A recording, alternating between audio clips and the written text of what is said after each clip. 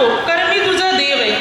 मी तुला शक्ती देतो, मी तुला सहाय्य करतो, मी आपल्या धार्मिकतेच्या उजव्या हाताने तुला सावरितो. प्रभू काय म्हणते, भिवू नको, कारण मी तुझ्या बरोबर आहे. तुला चिंता करण्याची, भय बाळगण्याची, भीती बाळगण्याची गरजच नाही, कारण मी तुझ्या जोडीला, मी तुझ्या बरोबर आहे. जेव्हा तू कमजोर अशक्त बनशील तेव्हा मी तुला ताकद देईन. जेव्हा तुला मदतीची गरज लागेल तेव्हा मी तुला सहाय्य करीन.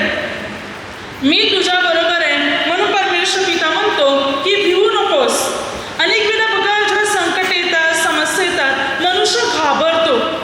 काय करावं हे माणसाला सुचत नाही, कळत नाही की मी आता याच्यातून मार्ग कसा करू, मी याच्यातून बाहेर कसा पडणार, किंवा या संकटाने माझा नाश होणार, किंवा आता मला काही कळत नाही, माझं माझ्या जीवनाचे, मुलाबालांचे, माझ्या कुटुंबाचे आता कसं होणार.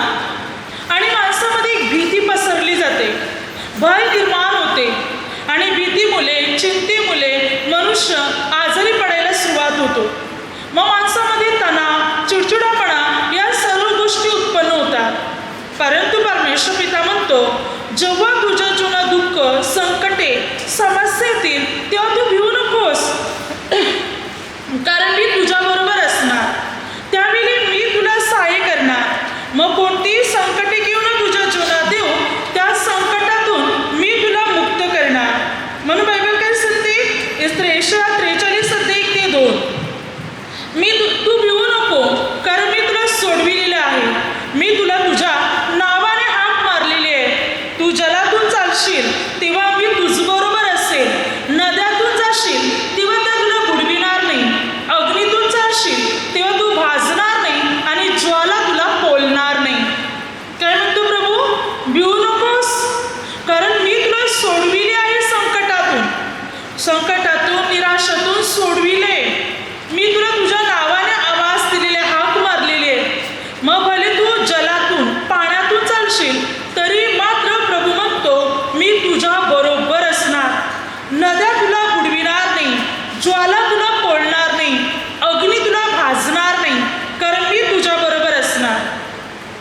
अडीअडचणीच्या वेळी आपण घाबरतो, आपल्यामध्ये भीती निर्माण होते.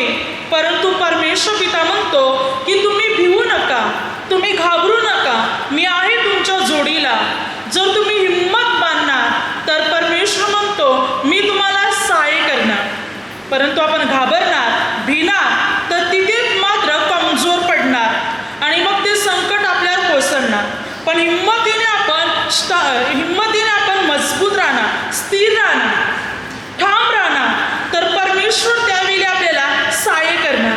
कोणतीही संकट येऊ, संकट भले छोटं असो मोठं असो, बायबल सांगते की भिवू नका, मी तुम्हाला मदत करीन. आपल्याला सहाय्य करणारा परमेश्वर आहे. हर एक प्रकारच्या अडीअडचणीत तो आपल्याला सहाय्य करतो, आणि सर्व प्रकारच्या दुःखातून तो आपल्याला सोडवितो. दावीद काय म्हणतो, स्तोत्रसंहिता 23 अध्यायामध्ये 4 वचनात दावीद म्हणतो, मी मृत्यूशयच्या दरीतून मी जात असलो तरी कसल्याही अरिष्टाला मी भिणार नाही, कारण तू माझ्या बरोबर आहेस. काय म्हणतो दावीद परमेश्वर पित्याला, मरणाच्या खाईतून, मरणाच्या दरीतून मी जरी जात असलो तरी मी भिणार नाही. माझा मृत्यू कोसळला, मरण ओढले गेले तरी मी घाबरणार नाही, कारण मला माहिती आहे परमेश्वर माझ्या जोडीला आहे. प्रभू माझ्या जोडीला आहे, मी घाबरणार नाही. आता प्रभू आपल्या जोडीला आहे तर आपल्याला भिण्याची, घाबरण्याची, भीती बाळगण्याची गरजच नाही. बायबल सांगते हरेक संकटात, हरेक दुःखात, हरेक निराशात प्रभू आपल्याला सहाय्य करणार. सर्व बिकट परिस्थितीतून प्रभू आपल्याला बाहेर काढणार. पण आपण घाबरतील, भय बाळगतील तर संकट नक्की आपल्या जीवनात येईल. पण आपण घाबरणार नाही तर परमेश्वर आपल्या जोडीला उपस्थित राहील, आणि त्या संकटातून आपल्याला सोडवी, त्या समस्येतून प्रभू आपल्याला सोडवी, त्या निराशेतून प्रभू आपल्याला मुक्त करेल. मग भले सैतान घेऊन आपल्या समोर येऊ तरी मात्र जर आपण विश्वासाने खंबीर राहिले तरी प्रभू आपल्याला त्यावेळी वाचवी. पण आपल्याला भय बाळगायचं नाही, भीती बाळगायची नाही, कारण आपल्याला सहाय्य करणारा परमेश्वर परमेश्वर आहे. 143 अध्याय बायबल सांगते 4 आणि 5, तू माझ्या दृष्टीने अमोल आहे, तू मोठ्या योग्यतेचं आहे, मी तुझवर प्रेम करतो म्हणून तुझबद्दल तुझ्या जीवाबद्दल मनुष्य राष्ट्रे मी देईन. भिवू नको कारण मी तुझ्या बरोबर आहे. काय म्हणतो प्रभू, तू माझ्यासाठी इतका अनमोल आहे, इतका खास, इतका महत्वाचा, इतका उत्तम, इतका श्रेष्ठ आहे की ज्याची किंमत कोणी ठरवू शकत नाही. इतका खास आहे तू माझ्यासाठी, तू अनमोल आहे, किमती, महत्वाचं आहे. तुझ्यासाठी तुझ्या जीवाखातीर अनेक राष्ट्रे द्यायला तयार आहे, पण मी तुला गमावणार नाही, तू माझा आहेस प्रभू म्हणतो. म्हणून भिवू नको कारण मी तुझ्या बरोबर आहे. कोणतीही संकटे तुझ्या जीवनात आले, कोणतेही चढाव उतार आले, तरी प्रभू म्हणतो भिवू नकोस, मी आहे तुझ्या बरोबर, मी आहे तुझ्या जोडीला. कारण तू माझ्यासाठी खास आहे, तू माझ्यासाठी अनमोल आहे, तू माझ्यासाठी किमतीचा आहे. जो देवपित्याने इर्मया संदेष्टाला निवडले आणि इर्मया संदेष्टाला म्हटले, जेव्हा तू आईच्या उदरात होता तेव्हाच मी तुझी निवड केली. इर्मया 1 अध्याय 5 ते 9 वचनापर्यंत. तेव्हाच मी तुला निवडलेलं आहे, तेव्हाच तुला मी राष्ट्राचा संदेष्टा बनवलेला आहे. तर आता उठ आणि जा आणि इस्रायल लोकांना माझं वचन दे, माझे नियम तू त्यांना शिकव, मी तुला जे आज्ञापितो ते तू त्यांना सांग. वचन इर्मया 1 अध्याय 17 ते 19 वचनापर्यंत. तू जा आणि माझ्या वतीने त्यांच्याशी बोल, माझे नियम त्यांना शिकव, भिवू नको त्यांना.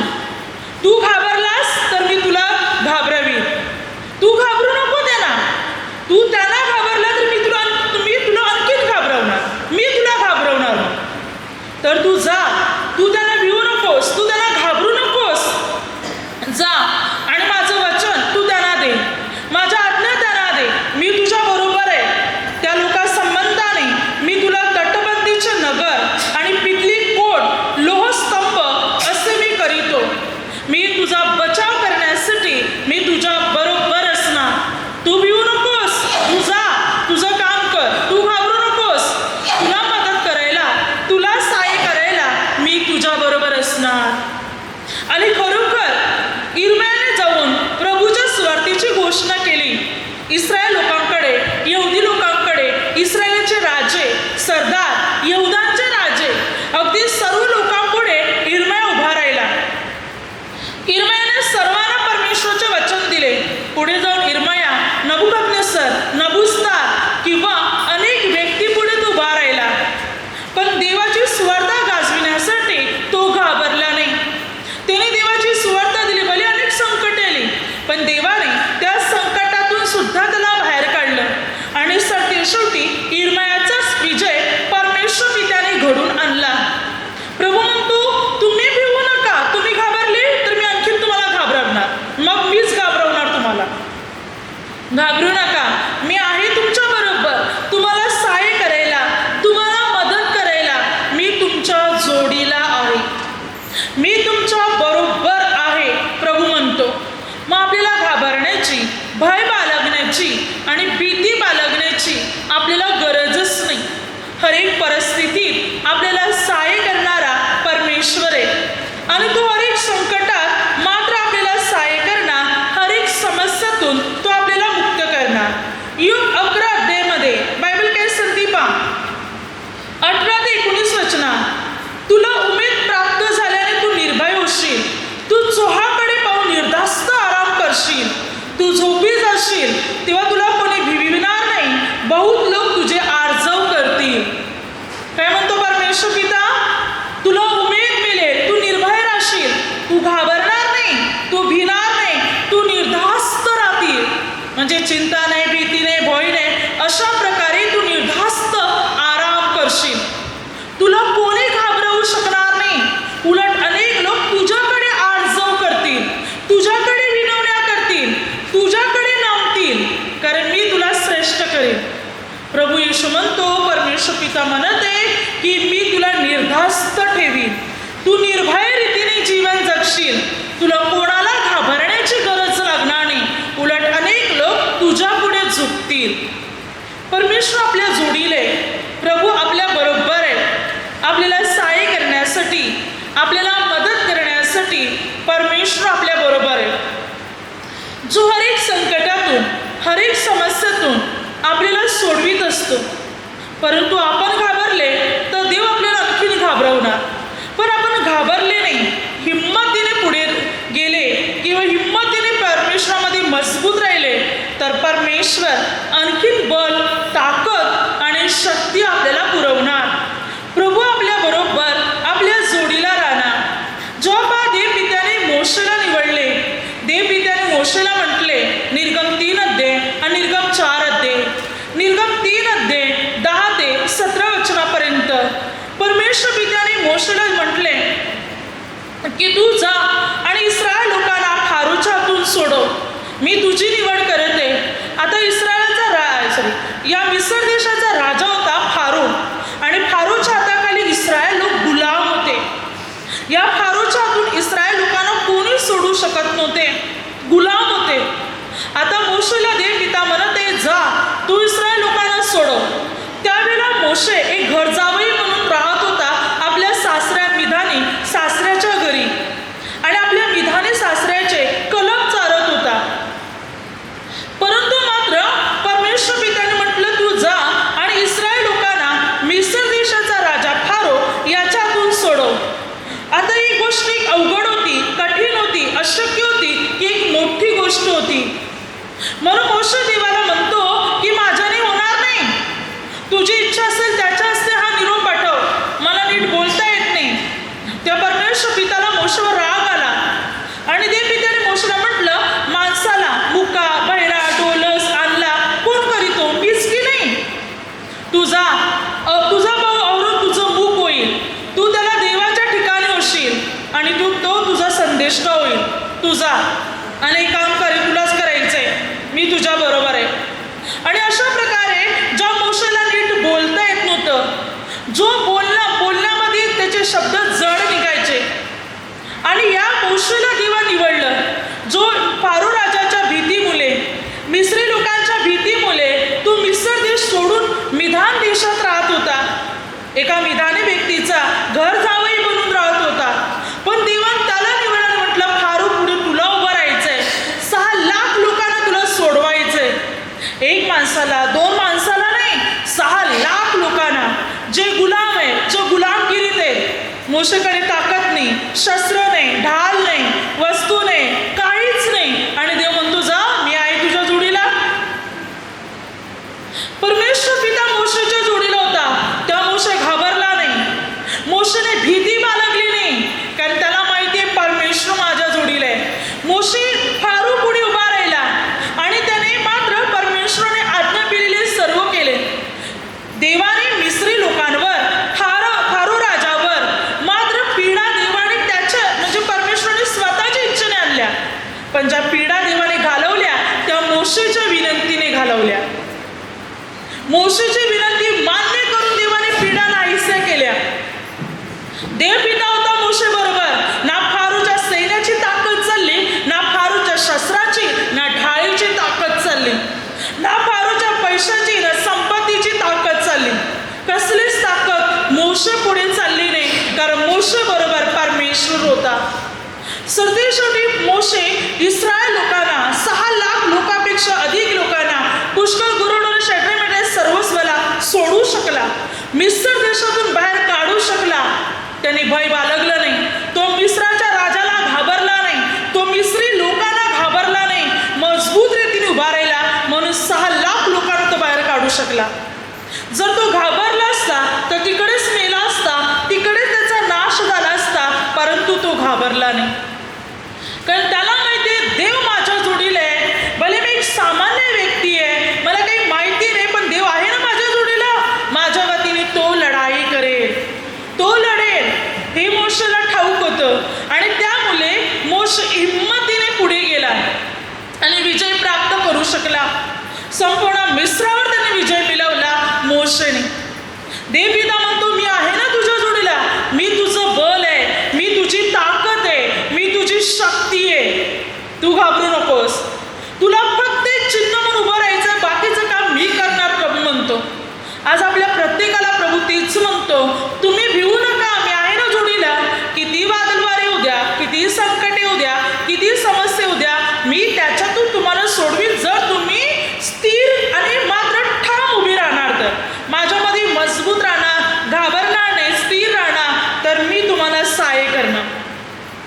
मी तुम्हाला बळ देणार, मी तुम्हाला शक्ती देणार, म्हणून प्रभू म्हणतो. आपल्याला प्रभूमध्ये मजबूत राहायचंय. प्रभूचं वचन आपल्याला पूर्ण रीतीने आत्मसात करायचंय. आपण भिणार तर आपला नाश होणार, परंतु आपण भिणार नाही, मजबूत उभे राहणार तर परमेश्वर आपल्याला शक्ती पुरवणार. प्रभू आपल्याला बल पुरवणार, प्रभू आपल्याला ताकद पुरवणार आणि आलेल्या सर्व संकटातून मात्र प्रभू आपल्याला सोडविणार. कारण आपला परमेश्वर पिता महान परमेश्वर पिता आहे, जो सर्व संकटातून, समस्यातून आणि निराशेतून मात्र आपल्याला सोडवितो. सर्व प्रकारच्या अडथळेतून, आजारातून आणि विकारातून तो आपल्याला बाहेर काढतो. तो म्हणजे परमेश्वर पिता. म्हणून आपल्याला घाबरायचं नाही, भ्यायचं नाही, तर आपल्याला मजबूत रीतीने परमेश्वरामध्ये वाढायचंय. जो मजबूत रीतीने आपण परमेश्वरामध्ये वाढणार, त्या प्रभू आपल्याला शक्ती, बल आणि ताकद देणार. तो आपल्याला सहाय्य करणार. सर्व अडचणीतून तो आपल्याला मुक्त करणार. हर एक प्रकारच्या कठीण परिस्थितीतून तो आपल्याला बाहेर काढणार. आपल्याला मजबूत राहायचंय. येशू 41:14 वचना, 13 आणि 14 वचना. कारण मी परमेश्वर तुझा देव तुझा उजवा धरून म्हणत आहे की भिवू नको, मी तुला सहाय्य करीतो. हे कीटका याकोबा, इस्रायलचे लोक भिवू नका, असे परमेश्वर म्हणतो. मी तुला सहाय्य करतो. इस्रायलचा पवित्र प्रभू तुझा उद्धार करता आहे. प्रभू म्हणतो, मी तुमचा हात धरलेला आहे, भिवू नका, मी तुम्हाला सहाय्य करतो. मी तुमचा उद्धारक आहे, तुम्हाला सहाय्य करणारा परमेश्वर. आता देवाने आपला हात पकडलाय, तर मग आपण कसे पडणार? आपला नाश कसा होणार? मुलीच होणार. प्रभूने आपला हात धरलेला आहे, मग आपल्याला घाबरण्याची गरज नाही. आपल्याला सांभाळणार परमेश्वर. तो पडू देणार नाही आपल्याला, तर आपल्याला सावरणार, आपल्याला सांभाळणार. पहा, लहान मुलं असतात, रस्त्याने चालते वेळी आपण नेहमी लहान मुलांच्या हाताला धरून मात्र त्यांना चालवतो. तर लहान मुलांना कळत नाही, रस्ता पार करतील, कुठेही जातील, त्या साईडला जातील, गाड्या चालत आहेत, काही अपघात घडू शकतो. म्हणून शक्यता आपण आपल्या मुलांचा हात सोडत नाही, हाताला धरून ठेवतो की त्यांना काही इजा पोचू नये किंवा ते कुठेही जाऊ नये म्हणून, किंवा स्वतःला काही अपाय करून त्याने घेऊ नये म्हणून. तशा प्रकारे प्रभूने आपला हात धरलेला आहे आणि प्रभू म्हणतो, भिवू नको, कारण मी तुझ्या बरोबर आहे, मी तुला सहाय्य करणार. पहा, स्तोत्रसंहिता 91 अध्यायामध्ये 11 आणि 12 वचनामध्ये बायबल सांगते, आपल्या पायांना धोंड्याचे ठेस सुद्धा प्रभू लागू देणार नाही. आणि त्यासाठी प्रभूने दूतांना सिद्ध केलेले आपल्याला झेलण्यासाठी. देवाचे दिव्य दूत आपल्याला सांभाळून ठेवणार. प्रभू म्हणतो, तुझ्या पायांना धोंड्याचे ठेस लागू नये म्हणून ते तुला आपल्या हातात झेलून धरतील. तू सिंह नाग याच्यावर पाय देऊन चालशील, तरुण सिंह अजगर यांना तुडवीत चालशील. 13 वचनापर्यंत. सिंहावर, अजगरावर, सापावर पाय देऊन पण चालतील आपण, तरी ते आपल्याला काही इजा पोचू शकत नाही. फक्त घाबरायचं नाही. दानिएल 6 अध्यायामध्ये दानिएलच्या बाबतीत म्हणजे कोण प्रार्थना करत आहे हे मात्र ह्या राजाला पाहायचं होतं.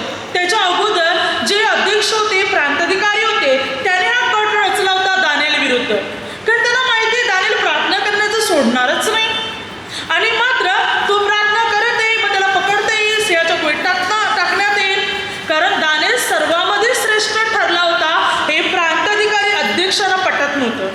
म्हणून त्यांनी राजाला बुरुल घातले आणि एक अशी गोष्ट तयार करायला सांगितली की 30 दिवसपर्यंत कोणी राजाशिवाय कोणी देवाची मानवाची प्रार्थना करू नये, अशी ग्वाही फिरवण्यासाठी सांगितली. त्याच्यावर मात्र राजाची सही करण्यात आली की कोणी 30 दिवस प्रार्थना करू नये. राजाला दानिएल बाबतीत या बाबतीत काही समज नव्हती की या लोकांनी हा खोटा कट रचलेला आहे, हे सुद्धा राजाला माहिती नव्हतं. सरतेशेवटी दानिएलला प्रार्थना करताना पकडण्यात आलं आणि दानिएलला सिंहाच्या गुहेत टाकलं. पण सिंहाच्या गुहेत असताना दानिएल घाबरला नाही. जर दानिएल घाबरला असता तर सिंहाने त्याला खाऊन टाकलं असतं. पण दानिएल घाबरला नाही. परमेश्वर पित्याने आपले दिव्य दूतांना पाठवलं आणि सिंहाची तोंडे बंद केली. बघा, दानिएल घाबरला असता तर तडपडून भीतीपोटी तिकडेच मेला असता. जरी सिंहाचे तोंडे देवदूताने बंद केलेले आहेत तरी सुद्धा बघा, एखाद्या व्यक्तीमध्ये ज्या भय असते, काही नसताना सुद्धा तो घाबरतो. एखादा अचानक तो मात्र एखाद्या काही गोष्टी किंवा एखादा साप पाहिला तर थरथर थरथर मनुष्य कापतो. एखादा भयानक जर प्राणी त्याने पाहिला समोर आला तर तो घाबरणार, जीव गाळणार. आता एवढे सिंह मात्र दानिएल पुढे होते. दानिएलने सिंहाला पाहताच घाबरून प्राण सोडायला पाहिजे होता, पण दानिएल घाबरला नाही. दानिएल मजबूत राहिला. दानिएलचा विश्वास होता देवावर. तुला माहिती आहे देव आहे ना माझ्या जोडीला, मग चिंता का. दानिएल सिंहांना घाबरला नाही, म्हणून प्रभूने आपल्या दिव्य दूताला पाठवून सिंहाचे तोंडेच बंद केले. रात्रभर दानिएल सिंहाच्या गुहेत होता, तरी कोणता सिंह दानिएलला खाऊ शकला नाही किंवा दानिएल पण सिंहाला घाबरला नाही. सकाळी राजा लवकर पहाटे उठून त्या गुहेजवळ गेला. राजाने आवाज दिला, दानिएल, ज्या परमेश्वराची तू नित्य सेवा करतो त्याने तुझे प्राण वाचवल्यात का. दानिएल म्हणतो, होय महाराज. ना मी तुमचा प्राण काही केला ना देवाचा केला. देवाने आपल्या दिव्य दूताला पाठवून सिंहाचे तोंडे बंद केल्यात. राजाला आनंद झाला. राजाने दानिएलला बाहेर काढलं तेव्हा दानिएलला काही झालं नव्हतं. आणि ज्या लोकांनी मात्र दानिएलला सिंहाच्या गुहेत टाकलं होतं त्या प्रांताधिकाऱ्यांच्या अध्यक्षाने त्यांच्या बायका मुलं जे कोणी होतं सर्वांना दिलं त्या गुहेत टाकून. आणि बायबल सांगते सिंहाने त्याला तर खाल्लंच, त्यांच्या हाडांचा सुद्धा चुराडा केला, पण दानिएलला काही झालं नाही. आपण प्रभूमध्ये लोक बायबल सांगते की भिवू नका, आपल्याला विश्वास ठेवायचे, आपल्याला भरोसा ठेवायचे, कारण प्रभू आपल्या बरोबर आहे. मोठ्या त्या मोठ्या संकटातून तो आपल्याला सोडवी, अगदी मोठमोठ्या अडचणीतून तो आपल्याला वाचवील, कारण प्रभू आपल्या बरोबर आहे. आपल्याला स्थिर राहायचं आहे. वचन काय सांगते पहा, कोरिन्थीकरास पहिले पत्र 16 अध्याय 13 वचनात वचन सांगते, खंबीर असा, स्थिर असा, काय सांगते, सावध असा, विश्वास स्थिर राहा, मर्दासारखी वागा, खंबीर व्हा, मजबूत राहा, कमजोर पडू नका, दुर्बल होऊ नका. तुम्ही खंबीर उभे राहा, मर्दासारखी व्हा, विश्वासामध्ये स्थिर असा, भिवू नका. तर आपल्याला प्रार्थना करीत जागृत राहायचं आहे, प्रभूवर भरोसा ठेवायचा आहे. हरेक परिस्थितीत आपल्याला सहाय्य करणारा परमेश्वर आहे, आपल्याला मदत करणारा परमेश्वर आहे, आपल्या संकटातून आपल्याला सोडविणारा मात्र परमेश्वर आहे. जर प्रभूवर आपला ठाम विश्वास आहे तर आपल्याला काहीच होणार नाही. कोणतंही संकट, कोणतंही अरिष्ट आपला नाश करू शकणार नाही, कारण प्रभू आपल्या बरोबर आहे. त्या संकटांना प्रभू तुडवील, त्या समस्यांना नष्ट करेल. बघा यशा 45 अध्यायामध्ये कोरेशाच्या बाबतीत देवाने काय म्हटलं की त्याच्या पुढे तर राजांच्या पण मी कमरा सोडेल, दरवाजे उघडतील, अगदी मात्र उंच सकल त्याच्या पुढे सपाट होईल, पितली दरवाजे सुद्धा मी फोडून तोडून टाकीन, लोखंडी अडसर सुद्धा मी मोडून टाकीन, सर्व नष्ट करीन त्याच्या पुढे. मग राजे येऊ दे, लोखंडी दरवाजे असू दे, काही घेऊन असो, सपाट बनवून टाकीन त्याच्या पुढे मी. म्हणजे आपला देवावर भरोसा आहे, आपल्यात भय नाही. मग कोणती शक्ती आली तरी जमीन दोस्त होईल, तिची त्या शक्तीची सत्ता आपल्यावर चालणार नाही, कारण प्रभू आपल्या बरोबर आहे. प्रभू काय म्हणतो, सर्व सपाट करून टाकीन कोरेशा पुढे मी, उंच सकल सर्व सपाट करीन, लोखंडी दरवाजे मात्र फोडून टाकेन, सर्व नष्ट करेन, राजांना आपल्या कमरा सोडायला लावीन मी, कारण मी त्याच्या बरोबर आहे. आज जर प्रभू आपल्या बरोबर आहे तर तो आपल्याला सहाय्य करेल, आपल्याला मदत करेल, सर्व संकटातून आपल्याला सोडवेल, सर्व समस्यातून तो आपल्याला मुक्त करेल. म्हणून भिवू नका, पूर्ण विश्वास ठेवा. घरात संकट आल्या, दुःख आल्यात, निराशा आल्या, समस्या आलेल्या आहेत, घाबरू नका, विश्वास ठेवा, भरोसा ठेवा. जगामध्ये अनेक गोष्टी चालू आहेत, लढाया, युद्ध, अनेक समस्या. भिवू नका, प्रार्थना करा. आपल्याला प्रार्थनेची गरज आहे. प्रार्थना आपल्याला मजबूत करणार, प्रार्थना आपल्याला बल देणार, ताकद देणार, सर्व समस्यातून आपल्याला मुक्त करणार, सर्व संकटातून आपल्याला सोडवणार. प्रार्थनाच आपल्या जीवनात अद्भुत रीतीने कार्य करणार. म्हणून आपल्या प्रत्येकाला प्रार्थनेची गरज आहे. प्रार्थना आपल्याला मजबूत बनवत आहे. Hallelujah, hallelujah, hallelujah. आता माझ्या शब्दाद्वारे जे काही चुकलं असेल त्याबद्दल मला क्षमा असावी. हालेलुया.